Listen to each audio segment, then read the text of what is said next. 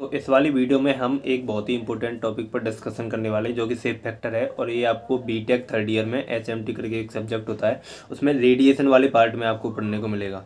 तो let's begin. तो पहले हम थोड़ा सा एक बेसिक आइडिया ले लेते हैं, फिर उसके बाद हम कॉपी की तरफ चलेंगे जहाँ पर हम न्यूमेरिकल जो भी इसका पोर्शन होगा वो सब देखेंगे। तो देखो, शेप फैक्टर को और भी नामों से पुकारा जाता है, जैसे कि व्यू फैक्टर या फिर कॉन्फ़िगरेशन फैक्टर। तो देखो ये होता क्या है, ऐसे मान के चलो कोई भी दो सरफेस हैं, ये दो सरफेस हम मान ले रहे हैं यहाँ पर। तो हमें पता है कि कोई भी बॉडी या फिर कोई भी सरफेस 0 केल्विन के अलावा किसी भी टेम्परेचर पर रेडिएशन एनर्जी इमिट करती है। ठीक, तो ऐसे मान के चलो हमने ये दो सरफेस ली, तो ये बॉडी सभी डायरेक्शन में रेडिएशन एनर्जी इमिट कर रही होगी, ऐसे ये कर रही होगी। तो ये मान के चलो दोनों सामने रखी हैं। तो अब ये वाली बॉडी जितनी भी रेडिएशन एनर्जी इमिट कर रही होगी, उसका कितना हिस्सा इस बॉडी पर पड़ रहा है या फिर गिर रहा है, वही है shape factor of this body with respect to this. तो ऐसे आप डायरेक्ट कॉपी की तरफ चलते हैं तो आपको आसानी से ज़्यादा अच्छे से समझ में आए। तो ऐसे हम दो सरफेस यहाँ पर ले रहे हैं, एक ये रही और एक ये ब्लर आ रहा है थोड़ा, हाँ ठीक। तो एक ये रही, ठीक है।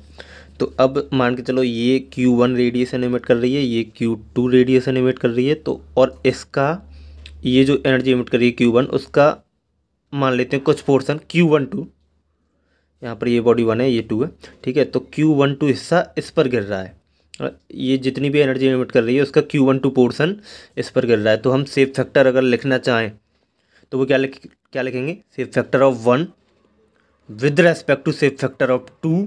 ये क्या होगा कि इसकी जो टोटल एनर्जी है Q1, उसका कितना हिस्सा इस पर कर रहा है Q12। तो ये शेप फैक्टर कुछ इस तरीके से डिफाइन होता है।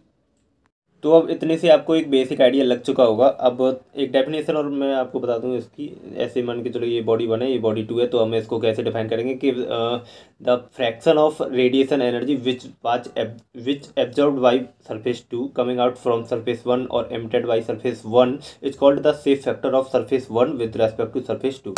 तो अब थोड़ा आगे हायर लेवल की तरफ चलते हैं और देखते हैं आगे। तो अब इसके बारे में थोड़ा और देख लेते हैं। तो ऐसे देखो, मैं जल्दी कुछ एग्जांपल आपको बता दे रहा हूँ कि मान के चलो सरफेस 1 है, ये कुछ रेडिएशन एनर्जी इमिट कर रही होगी सभी डायरेक्शन में। तो अब कोई आपसे पूछे कि shape factor of body 1 with respect to body 1, मतलब इसका इसी के रेस्पेक्ट में शेप फैक्टर पूछे तो क्या होगा। अब देखो, ये वाली बॉडी जितनी भी रेडिएशन एनर्जी इमिट कर रही होगी, उसका कोई भी हिस्सा, कुछ भी हिस्सा इसके ऊपर नहीं पड़ेगा, रिफ्लेक्ट बैक तो होगा नहीं। तो इसका मतलब है कि इसका इसी के रेस्पेक्ट में शेप फैक्टर होगा 0। अब एक और देख लेते हैं, ये कुछ बॉडी है ऐसे, फिर इसी में पूछ ले कि इसका इसी के रेस्पेक्ट में शेप फैक्टर क्या होगा। अब फिर पता है हमें कि इसका कोई भी पोर्शन लौट के वापस नहीं आने वाला, मतलब कि जो भी रेडिएशन एनर्जी ये इमिट करेगी वो इस पर तो बिल्कुल नहीं पड़ने वाली, इसी सरफेस पर। तो इस केस में भी ये 0 हो जाएगा। तो ये वाला एग्जांपल भी काफ़ी ज़्यादा फेमस है, तो ये देख लो। ऐसे मान के चलो ये रूम है, ये यहाँ पर बल्ब लगा हुआ है, ये 1 मान लो, इसे मान लो 2, ठीक।